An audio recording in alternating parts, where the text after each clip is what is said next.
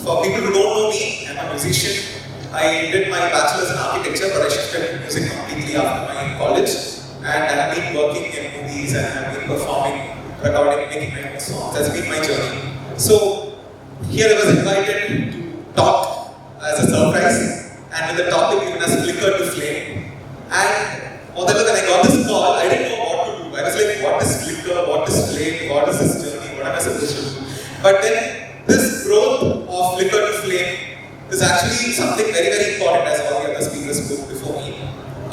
So let me see what perspective I can put it out for you. So today, I would like to go through the topic of the power of self-awareness when it comes to us growing through the process of Flicker to Flame. So here, do you know this process? It's called metamorphosis. Generally, that's the topic. And when you see it in a butterfly, have you seen this process happening? Yeah. So when it stays, it's completely in darkness. So imagine being in the state of the butterfly when it's you cover yourself with all that, you are in complete darkness for such a major period of time. You don't know what's going to happen to your life, you don't know where you are going.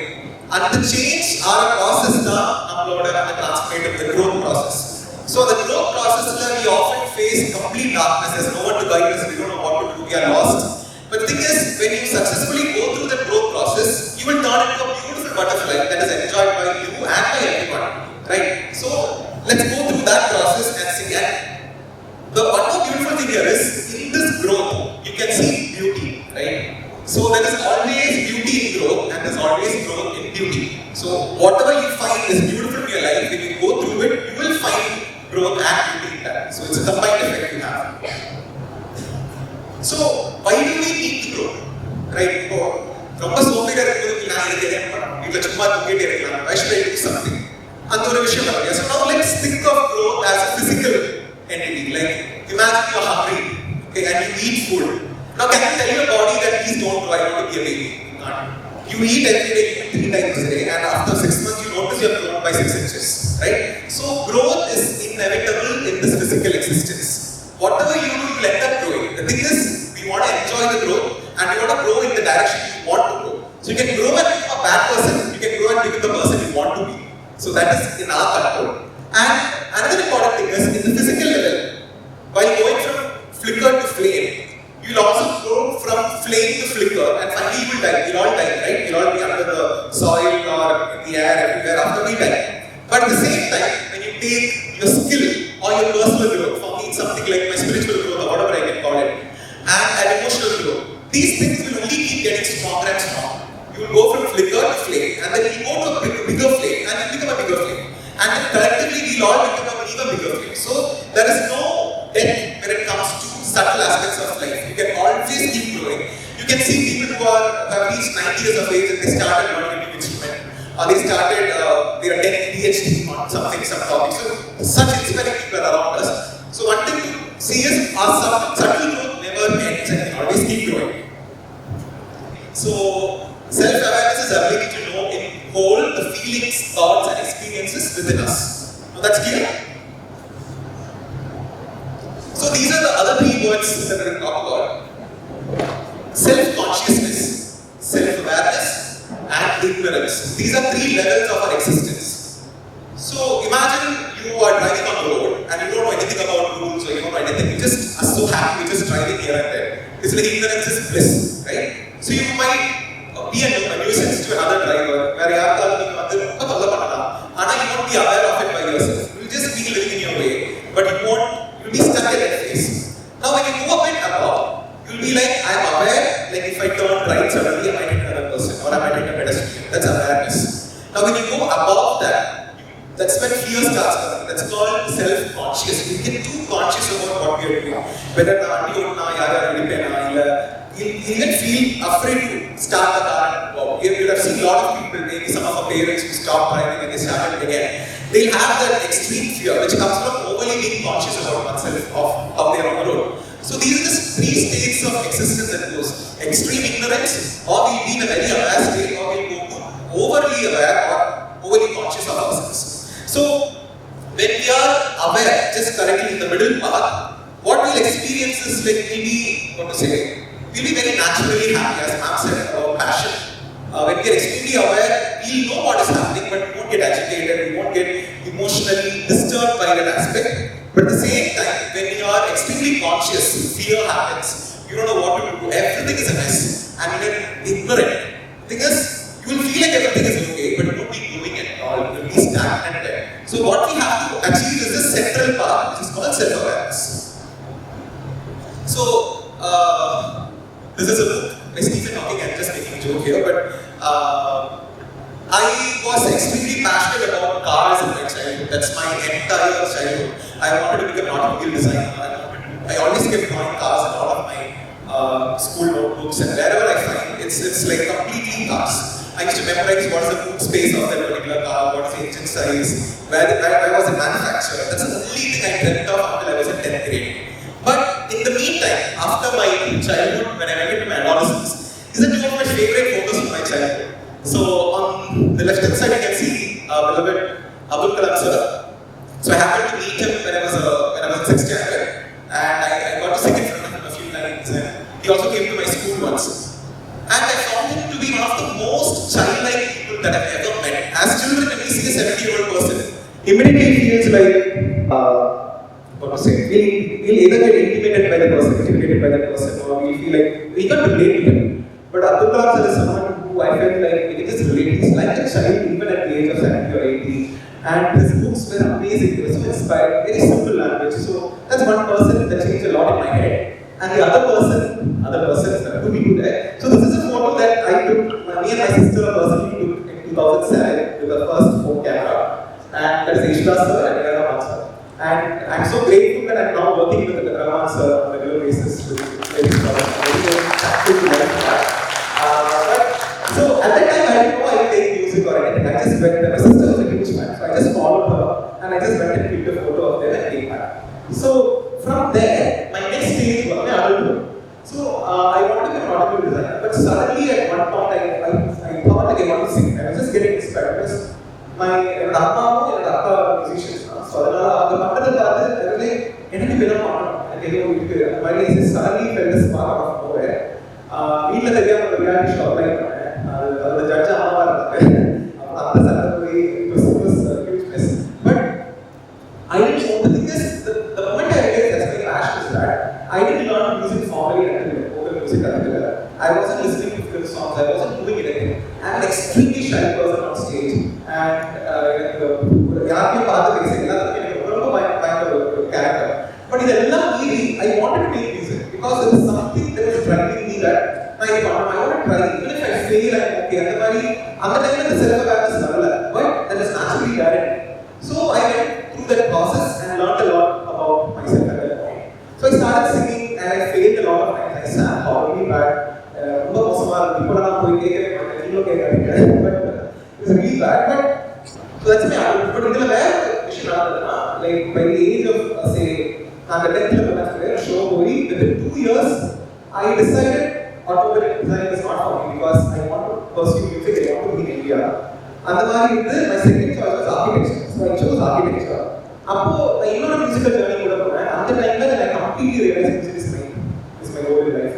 And I started meditating. I started learning more about what I am, my vision. So on the journey I realized I want to do music. And that is part of my only goal in life. So that's the other 5 years. And once I finished college, I decided nothing, I just want to do music. I'm going to be successful, I'm going to be a failure, whatever it is, it's not music. And the decision comes after that. So what helped me there was my self-awareness, and that's why I want to share that with you. Hope it will help you. So as you said, passion is something that you feel truly enthusiastic about, and where when you start doing something, you won't even notice the time, you won't feel hungry, you won't feel sleepy. On the task, there are things that you love to do. There are friends who love to cook. There are friends who love to paint. There are people who like to make things, engineer things, even if no one pays them. Even on ISRO, there are a lot of people who are not paid at them, but they do incredibly amazing things just because of passion. So, or NGOs, speakers who work only on the passion and nothing else. So, that is very important that you identify. So, notice things that in the Google பசி வருதா இல்ல time போறதே தெரியல இந்த மாதிரி விஷயங்கள் என்ன இருக்கு naturally இந்த ஸ்கில் இருக்கு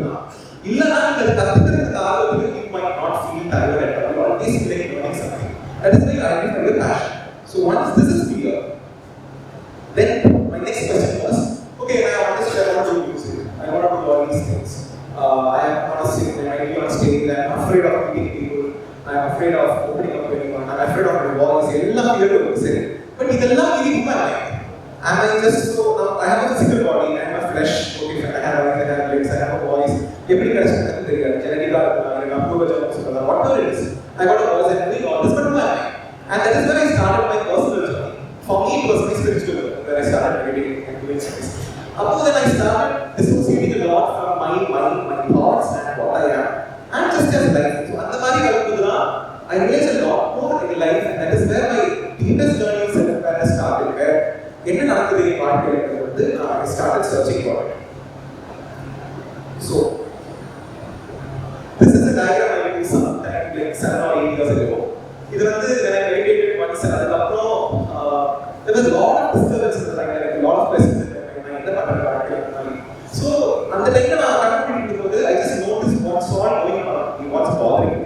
And I just felt like drawing this, I just did it like I'm not a good person when it comes to drawing. But you can see, I just noticed everything that's noisy around me that's distracting from me, right? But when I observed this picture and when I spoke to my guide who was also helping me with this process, I basically said, this is external noise, right? You will feel an external thing to be noisy only if your mind is actually noisy. That is the ultimate part of it. So, my mind was very unsteady at that time. Now, the clarity, there are a lot of things that is noisy within me. So, you might feel some people are not completely okay with the first song, but I am not, I was not. Some people want silence, some people don't want silence. So, this shows who you are within. And the we learn a lot more about ourselves. So, this is another interesting journey for me, knowing what I am. That now, when you think that everything is brain, that's where this journey started. So, flicker to flame when it comes to life. Okay. As someone said before, we need 3 things for a flame to grow. One would be spark. So, spark would be your passion. Okay. And fuel would be everything else. The action you do. For a class, if you are doing music, you can go for a class, you can practice, you can train yourself. That's your fuel part. And the environment, that is very, very important. Now, when I say environment, you might think, oh, are my parents supportive of my dream? Or is my college giving me leave for going for a competition? Or, do they give me to and stuff like that? That's not the environment I'm talking about. The environment here is self-awareness. The environment should be within us. If we have to do something, our mind should be extremely clear and calm, and we need to keep the environment from within us. And only then the outer environment will start moving. It's not the other environment. I will do my thing. And you have to start from yourself. Once you start clearing the environment within you, only then the outer environment will start getting better. So that is what I'm talking about. So passion plus self-awareness plus action is the only thing that will help you grow in life. But in the meantime, it's easy, but it's not an easy journey because there is a lot of self-love keeps happening every time. Okay, so when I sang the first time, some people gave me an applause, and I was like, oh, so maybe I sing well. And then I let it listen to myself. I was like, oh my god, that's so powerful. So it's always this thing where I feel good, I feel horrible. When I feel good, I feel horrible. It's like a journey that goes up and down all the time. But the thing is, when you're passionate about something, these things will start to not bother you all. Because you just want to be good at it, you want to grow yourself in it. And the things you're passionate about, they are the means to learn life. Other than the excel for successful what you become, are you a great person? Are you growing yourself? Am I becoming a better person because I took music? Am I becoming a better person because I chose to be a doctor? Or am I becoming a better person because I chose to be a businessman? Or are we going into the negative? For example, if I make music only for fame and money, or supposed to do business only to make money, then that is not the right direction, according to me. It's just my opinion, sorry. But when you start understanding why you took it, what is your role in it, and that's when it starts blossoming, you grow even more, you won't get stuck at any point. And you know the issue,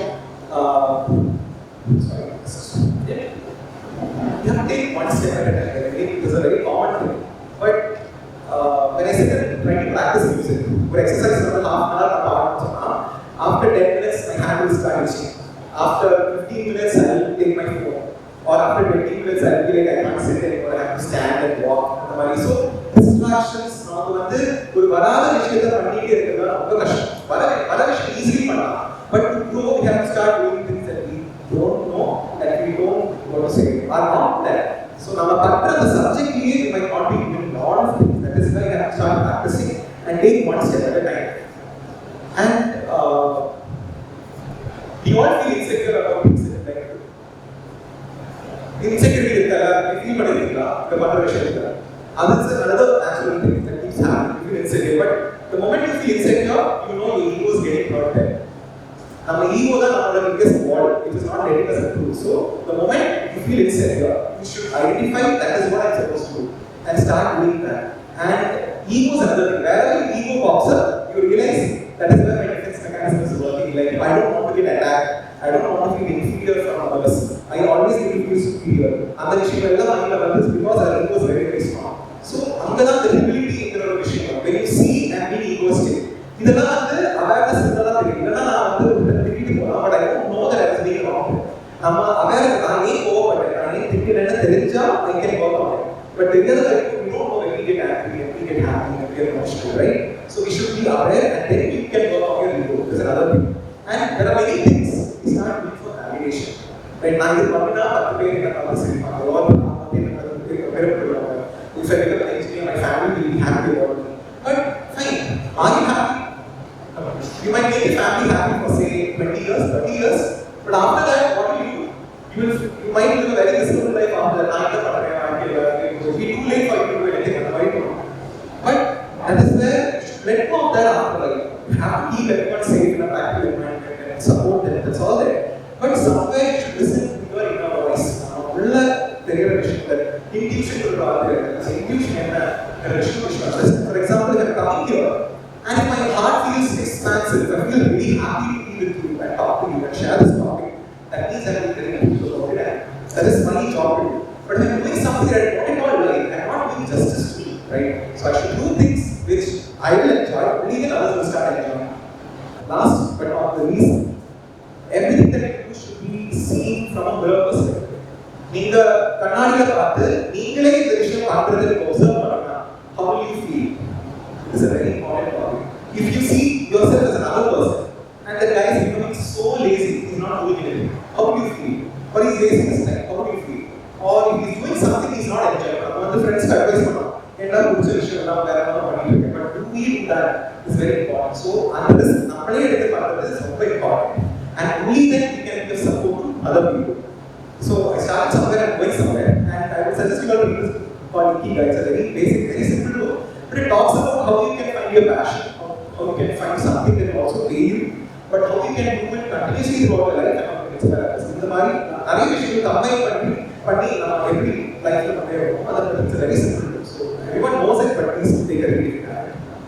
And that is where I ending my talk. So are we ready to be the light and fuel for someone else's spiritual flame journey? So we can grow in life, but what's the use? Now the next I built a 10-story house, I built an apartment, I earned 10 crores in my bank account, I have all these things. But what is my purpose in life? Am I making anyone else happy by doing that, or am I inspiring anyone else to like better their life? But if I am not making anyone happy or inspiring anyone to do that, then it's pointless. And other பண்றதுக்கு I need to be happy first. Be self-aware and do the thing which I am passionate about and do it the way I want to do. So this is like a difference between entertainment and art. Art will inspire people, entertainment will just entertain people. It won't go beyond that. So boring art can be boring, but entertainment will never be boring. That is why art is important. The boring things are the ones that you observe will inspire you. So that is why I chose to do music, and I am trying to do the music I like so that I can inspire others. And I am not being judgmental about music, but என்னோட what's a path of life, what I feel resonates with is what I'm trying to do here, and I really hope this journey also inspires others and to be successful in life and to do whatever you want to do.